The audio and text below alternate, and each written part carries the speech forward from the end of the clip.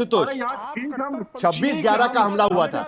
जरा एक मिनट, जरा टॉपिक पे एक नई चीज लाना बहुत जरूरी है। देखिए 26/11 का हमला हुआ था आशुतोष, आपको याद होगा, इस पैनल में बैठे हुए सभी को याद होगा, 26/11 का हमला हुआ था, तब भी इसी तरीके से चुन चुन कर निशाना बनाया गया था। तब तो जू इंस्टॉलेशंस को भी ढूंढा गया था मुंबई में और उस पर हमला किया गया था। आतंकी आए थे पाकिस्तान से, सिमिलर टाइप का हमला जिस तरीके से कहा गया पहलगाम के बारे में, लेकिन तब भी यह चर्चा इतनी बड़ी पैमाने पर नहीं हुई थी। आज की स्थिति में यह चर्चा काफी हो रही है, बार बार यह पूछा जा रहा है कि हिंदू पूछकर हत्या की गई। 26/11 में भी ऐसी हुआ था आशुतोष, तो आज स्थिति कैसे बदली, आज यह चर्चा ज्यादा क्यों हो रही है? देखिए साहिल, इस पूरे मसले पे अगर हम उसको बहुत संक्षेप में देखने की कोशिश करेंगे, संकीर्ण तरीके से देखने की कोशिश करेंगे, तो शायद जो पाकिस्तान का जो षड्यंत्र है, साजिश है, उसका शिकार होंगे। इस पूरे घटनाक्रम को आप 22 अप्रैल से मत देखिए, इस पूरे घटनाक्रम को आपको 14 अप्रैल को देखना पड़ेगा, जब पाकिस्तान के आर्मी चीफ मुनीर ने कहा, उन्होंने कहा कि कश्मीर हमारा जगुलर वेन है, और साथ ही साथ 2 नेशन थियरी की बात की, हिंदू और मुसलमान दोनों साथ नहीं रह सकते। उसके बाद 22 अप्रैल को पहलगाम के अंदर लोगों का धर्म पूछकर उनका कत्ल किया गया, और फिर अगले दिन जब भारत ने पाकिस्तान के खिलाफ सिंधु जो इंडस ट्रीटी को जब एबेंस में डाला, तो पाकिस्तान की तरफ से जो जवाब आया वो बहुत लंबा चौड़ा जवाब आया, और उसके अंत में एक बात कही गई, वो ये कही गई कि हिंदुस्तान का जो जवाब है, दरअसल वो कायदे आजम जिन्ना ने जो 1940 में पाकिस्तान के रेजोल्यूशन पास किया था, उसमें जो 2 नेशन थियरी की बात की थी, वो बात सच साबित हो रही है, और हिंदुस्तान की सरकार उसको सच साबित कर रही। अगर आप इन तीनों को जोड़कर देखेंगे, तब आपको समझ में आएगा कि दरअसल ये कत्ल एक बहुत बड़ी साजिश का हिस्सा है, हिंदुस्तान के मुसलमानों को प्रवोक करने की साजिश है, हिंदुस्तान के अंदर बड़े पैमाने पर दंगे फैलाने की साजिश है। इसलिए जो भी, चाहे वो भारतीय जनता पार्टी के लोग हो, चाहे कांग्रेस के लोग हो, चाहे किसी भी दल के लोग हो, उनको ये समझना पड़ेगा कि अगर वो आज भड़काऊ बातें करेंगे, तो हिंदुस्तान में पाकिस्तान की साजिश को कामयाब होते हुए देखेंगे। ये महज इत्तेफाक नहीं, मैं बार बार इसको कह रहा हूं, जो महज इत्तेफाक नहीं है। हमें पाकिस्तान ने जो हरकत की है उसका जमकर जवाब देना होगा, देंगे। हमें इस देश के प्रधानमंत्री पर, इस देश के कैबिनेट पर पूरा भरोसा है, लेकिन जो भावुकता का माहौल पैदा करके सरकार के ऊपर जो दबाव बनाने की कोशिश की जा रही है, दरअसल वो एक बहुत बड़ा खतरा है। भारत सरकार को तब पाकिस्तान के ऊपर हमला करना चाहिए, पाकिस्तान के ऊपर जवाब देना चाहिए, जब हम पूरी तरीके से तैयार हो और ऐसा निर्णायक अटैक हो कि उसके बाद पाकिस्तान पर समझ ना पाए कि उसके साथ क्या हुआ। लेकिन ये जो धर्म के आधार पर लोग जो टेलीविजन स्टूडियो में और टेलीविजन स्टूडियो के बाहर जो लोग भड़काने की कोशिश कर रहे हैं, युद्धोन्माद पैदा कर रहे हैं, दरअसल ये लोग भारत के असली दुश्मन है, क्योंकि ये पाकिस्तान की साजिश को इस देश के अंदर कामयाब होना चाहिए। मैं इंद्रेश कुमार को कोई महत्व नहीं देता। इंद्रेश कुमार जैसे न जाने कितने लोग इस देश के अंदर घुमा करते हैं, जो धर्म के नाम पर लोगों को गुमराह करने की कोशिश करते हैं। हमें इस देश की सरकार पे, देश के प्रधानमंत्री पे, देश के कैबिनेट पर पूरा भरोसा है कि जो भी फैसला करेंगे समझ के कहेंगे, ठंडे दिमाग से करेंगे। और यही बात तो ऑल पार्टी मीटिंग में तय हुई थी ना, कि इस तरीके की चीज होती है तो उसको रोक दिया जाएगा। लेकिन आयरनी की बात देखिए, बहुत इंपॉर्टेंट इंटरेस्टिंग बात है संगीत रागी जी, कि आज ही खबर आई है कि भारत सरकार ने तालिबान को ब्रीफ किया है। अफगानिस्तान की सरकार ने, तालिबान सरकार ने कहा है कि जो कश्मीर में हुआ वो गलत हुआ है, तालिबान को ब्रीफ कर रही है। कश्मीर में जो टेररिज्म फैलाया जा रहा है उसके खिलाफ तालिबान को ब्रीफिंग दी जा रही है, और यहां पर हम लोग इस तरीके की बात कर रहे हैं। ये एक आयरनी नहीं लगती आपको? एक अलग ही चीज यहां पर नजर आ रही है संगीत रागी। साहिल जितना धैर्य से आपने आशुतोष को सुना है, जरा मुझे भी सुन लीजिएगा। कश्मीरियत 1971 में जब पाकिस्तान को परास्त किए हैं, उसके बाद ये टर्म प्रयोग में आया है। उसके पहले कश्मीरियत शब्द कहीं भी नहीं आता है। अज्ञानियों को हम क्या बताएं, कश्मीरियत जैसा शब्द कहीं भी नहीं पहले आया है। आप TN मदान का वर्क पढ़ लीजिएगा तब बता देंगे। 14वीं शताब्दी से लेकर के 19वीं शताब्दी तक कश्मीर के अंदर सूफियों तक ने जजिया लगाने का प्रस्ताव पारित किया है, और कत्लेआम ही कत्लेआम हिंदुओं का हुआ है। इसलिए ये मत कहिए कि कश्मीरियत के अंदर एक सिंक्रेटिक ट्रेडिशन था, वो आज भी जारी है।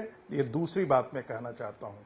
तीसरी बात, ये बंद कर दीजिए कहना कि इस देश में गंगा जमनी तहजीब रही है। इस देश में गंगा जमनी तहजीब रहती तो पाकिस्तान विभाजन नहीं होता, और आज मुर्शिदाबाद से हिंदू भागे नहीं होते। मैं तीसरी बात कहना चाहता हूं, कश्मीर के अंदर जो हो रहा है वो इस्लामिक आतंकवाद है, और जो पश्चिम बंगाल के अंदर मुर्शिदाबाद में हुआ है वह भी इस्लामिक आतंकवाद है। जो लोग इस्लाम की थियोलॉजी को नहीं जानते हैं और पैन इस्लामिज्म को इस लिहाज को नहीं जानते हैं, वो सब इसको सियासत के तौर पर देखने लगते हैं।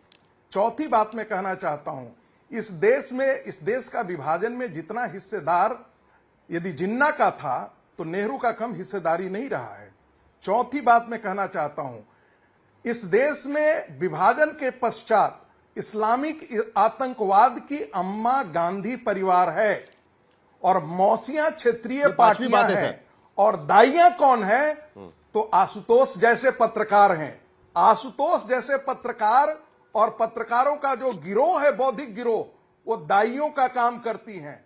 जो क्षेत्रीय पार्टियां हैं वो मौसियों का काम करती हैं और इसकी अम्मा जो है तालिबान को क्यों ब्रीफिंग किया जा रहा है? कांग्रेस पार्टी इस्लामिक आतंकवाद के रक्त बीज को जन्म दिया है। आप जंग लड़िए। आजाद भारत में जिस तालिबान को टेररिज्म का रूप दिया गया था, उस तालिबान को क्यों ब्रीफ किया जा रहा है? अरे सुनिए तो सही, अरे सुनिए तो सही, इसलिए किया जाता है कि लोहा को लोहे से काटने के लिए है। अज्ञानता की, ज्ञान की सीमा होती है, अज्ञानता की सीमा नहीं होती है। जो मैं कह रहा हूं उसको धैर्य से सुनिए। इस देश के अंदर बांग्लादेशी मुसलमानों का पॉकेट जो खड़ा किया पाकिस्तान और बांग्लादेश से, क्या आपको सूझ नहीं रहा है कि इन्हीं पाकिस्तानियों, इन्हीं बांग्लादेशी मुसलमानों जिन्होंने भारत की पूरी डेमोग्राफी बदल दी है, उसको रखने के लिए लड़ाई को कौन सड़क पर उतर कर क्या रहा है? पहली बार देश में ऐसा हो रहा है जो सलमान निजामी कह रहे थे कि पूरे कश्मीर में जगह जगह पर प्रदर्शन हो रहे हैं, सुन लीजिए, इन टेररिस्ट के खिलाफ, इन आतंकवादियों के खिलाफ, पाकिस्तान के खिलाफ। तो क्या हम इस तरीके का वातावरण चाहते हैं कि वो प्रोटेस्ट बंद हो जाए? हम तो चाहते हैं ना कि वो आए और प्रोटेस्ट करें। साहिल इसी को इस्लाम में एक अलतकिया नहीं तो आप तो कहा जाता है। और दूसरी बात, जिस तरीके से आज यहां पर नीतीश राणे बयान दे रहे हैं कि अब हम धर्म पूछकर, अब हम धर्म पूछकर खरीदेंगे किसी दुकानदार से, उसका धर्म पूछेंगे और फिर खरीदेंगे कि आपसे खरीदना है कि नहीं खरीदना है। निशिकांत दुबे कह रहे हैं कि कलमा पढ़ने की प्रैक्टिस कर रहा हूं। इससे क्या असर होगा बताइए आप मुझे। नहीं, सुनिए साहिल, क्या मैं जवाब दूं? अपवाद को नियम और हाँ चलिए आशुतोष जी आप ही जवाब दे दीजिएगा। में परोसने की आपकी पुरानी प्रथा है। देखिए, सुन लीजिए साहिल जी, मुझे 10 सेकंड बोल लेने दीजिए। देखिए, अपवाद को नियम और नियम को अपवाद के रूप में परोसना बंद कीजिए। एक व्यक्ति एक आदिल बचा रहा है, उसके लिए सब कुछ में ऐसा है क्या आशुतोष? हिंदी सिख नियम और अपवाद, ये गंगा यहां पर अपवाद होता है, वहां पर नियम होता है। आशुतोष में शामिल है, उसके बारे में आप जिक्र नहीं कर रहे हैं। साहिल, चलिए सुन लेते हैं अभी आशुतोष। नाथूराम गोडसे को अपने खुदा मानने वाले और उस विचारधारा को आगे बढ़ाने वाले लोग इस देश के सबसे बड़े दुश्मन हैं। जो नाथूराम गोडसे को देशभक्त कहते हैं, वो इस देश के सबसे बड़े दुश्मन है। और दरअसल असल में वो गोडसे ने नहीं, मैंने बीच में नहीं, 15 अगस्त 1948 का माउंट बेटन का पत्र पढ़ लीजिएगा। अरे संगीत रागी जी आप सुन लेते हैं। देखिए आखिर के 3 मिनट बचे हैं, अभय दुबे अभी बाकी है बात करना उनको, और आखिर में प्रेम शुक्ला जी से भी सवाल पूछना है मुझे। चलिए आशुतोष जी खत्म करिए आपकी बात। मैंने धैर्य से संगीत रागी को सुना, वो भी मुझे धैर्य से सुने। आपकी बारी हो चुकी है रागी जी। आपने 1300 से शुरू किया था और अभी 2025 में हमारे जरा थोड़ा रुक जाते हैं। आशुतोष जी से सुन लेते हैं अभी। देखिए ये जिस भाषा का ये इस्तेमाल कर रहे हैं, दरअसल ये पाकिस्तान की भाषा है और पाकिस्तान की षड्यंत्र है, साजिश। ऐसे लोगों के थ्रू पाकिस्तान अपनी साजिश को कामयाब करता है और यही साजिश थी जिसकी वजह से भारत का बंटवारा हुआ। हमें महत्वपूर्ण बात क्या समझनी चाहिए, आज जिस तरीके से कश्मीरी खुलकर सामने आया है आतंकवाद के खिलाफ, उस पे वो भारत के लिए एक मौका है, एक अवसर है। अगर आज भी इस मौके को गवा देंगे तो फिर इस देश के अंदर सिर्फ तबाही के अलावा कुछ नहीं होगा। इसलिए मैं संगीत रागी से भी कहता हूं, क्या इस देश में ये माहौल आज की स्थिति में है कि इस मौके का फायदा उठाया जा सकता है? अभय दुबे इंतजार कर रहे थे। अभय दुबे आपकी भूमिका रखिए जल्दी से। प्रेम शुक्ला जी से आखिर में मुझे पूछना है। अभय दुबे।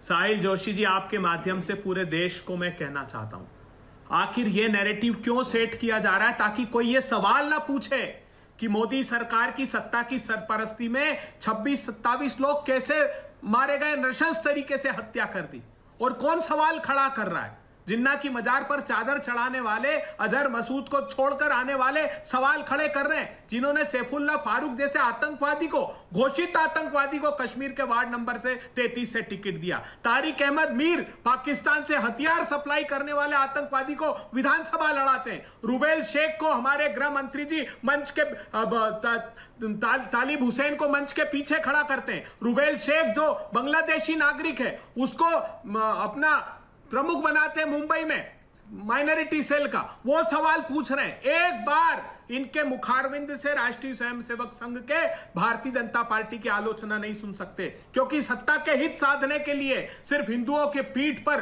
पैर रखकर सत्ता पर चढ़ने का काम ये सिर्फ करते हैं। कभी इन्होंने सवाल खड़ा नहीं किया। बांग्लादेश में इतनी बुरी तरह लोग मारे गए, क्रिकेट मैच पूछिए कभी आरएसएस ने कभी की आलोचना मोदी जी की? सरदली बैठक में मोदी जी नहीं गए, मोदी जी बिहार की रैली में गए, लेकिन आरएसएस ने सवाल खड़ा नहीं किया, उनकी आलोचना सच में आखिर में प्रेम शुक्ला जी, हम सबको, हम रास्ता, क्योंकि समय मेरा खत्म हो रहा है, आखिर में आपसे एक जवाब सरकार के तरफ से भी आप कह सकते हैं कि देखिए ऑल पार्टी मीटिंग में सरकार कह चुकी है कि इस तरीके का भेदभाव हम नहीं करना चाहते। आज की स्थिति में पूरा देश एक साथ होना जरूरी है, तो क्या उस तरफ कदम उठाना ज्यादा जरूरी है आज की स्थिति में? जिस तरीके का जिक्र किया गया था कि कश्मीर में माहौल बदल रहा है, पहली बार हम देख रहे हैं कि वहां पर लोग प्रोटेस्ट के लिए सड़क पर उतर रहे हैं, उसको बढ़ावा देने की जरूरत है। आपको नहीं लगता बजाय इसके कि हम किसी आतंकवादी का धर्म ढूंढते रहे? प्रेम शुक्ला जी, ये कश्मीर नहीं, जिस कश्मीर में लगातार आतंकवाद का समर्थन होता था, उस कश्मीर में आज आतंकवाद का विरोध हो रहा है।